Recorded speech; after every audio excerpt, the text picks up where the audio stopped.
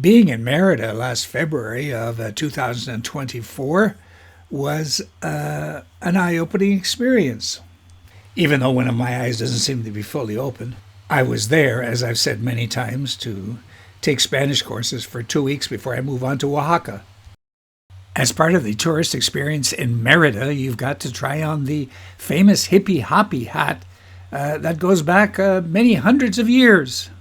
It has been a Mayan symbol in the Yucatan for a long time.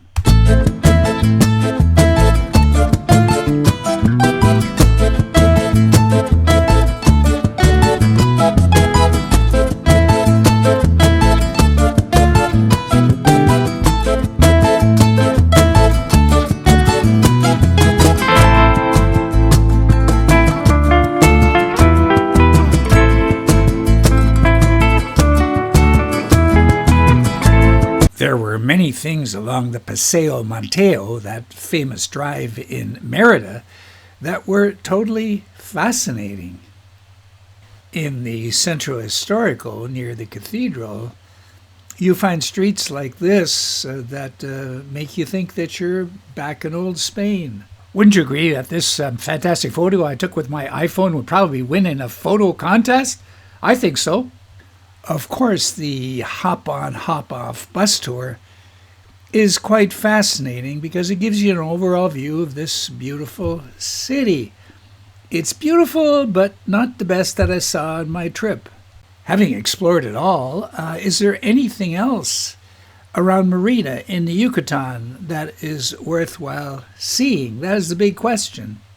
The short answer is yes, and they were basically divided into 4 categories.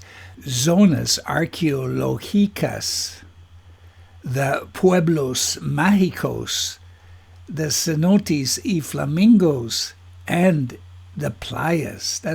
Here I found an example of a tour that included an archaeological site, Ekbalem, included nearby cenote, those incredible deep pools of clear underground water, and a Pueblo Mágico. Mexico designates its most beautiful towns as Pueblos Magicos, magical towns. It's a great marketing gig. In this case, it was the nearby town of Valladolid. The advertised price was 950 Mexican pesos, that's 76 Canadian dollars. And it seems to be advertised by the first language school I attended, La Calle. By the way, I noticed that the price does not include entrance fees nor meals, so that price could practically double. Here is another one that advertises the Pueblos Magicos, Ismal, Mani, Tecax. No, that's pronounced Tecas. In Spanish, you don't pronounce the X, so the state of Texas becomes Tejas. I wondered what Tejas was. A beautiful cenotes where you need to bring your bathing suits for a magical swimming experience of Kusama, Homun, Santa Barbara, and Tsukan. And of course, the legendary archaeological sites of Chichen Itza, Uxmal, and I'll pass on the pronunciation of the last one. And the playas, or beaches, of Progreso, Sisal, and Celestun. Now, of all the places mentioned, the beaches are the closest because that's the Gulf of Mexico, which is only about 1 hour away from Merida.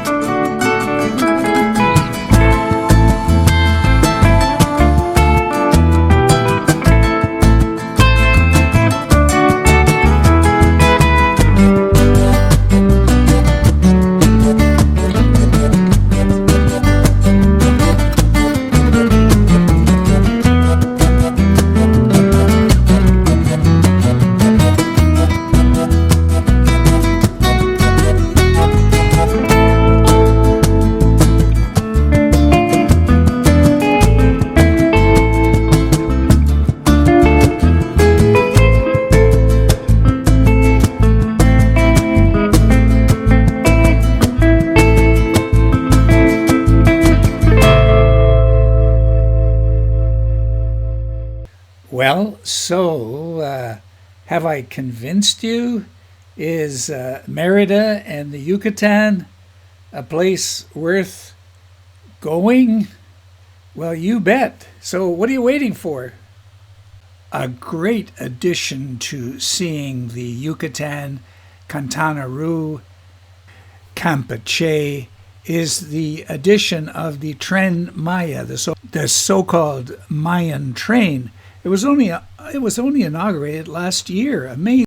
In Vlog 9, I explained this entire project of the Tren Maya, brainchild of outgoing President Andres Manuel Lopez Obrador, referred to as AMLO. It's worthwhile seeing. Have a look. As you just saw, the Yucatan has a lot to offer. A lot of it starts from Merida. However, many tourists just touch upon the Yucatan and come to Cancun and Playa del Carmen. That's where they sit in resorts. Sometimes they venture out and explore the rest of it with the Tren de Maya.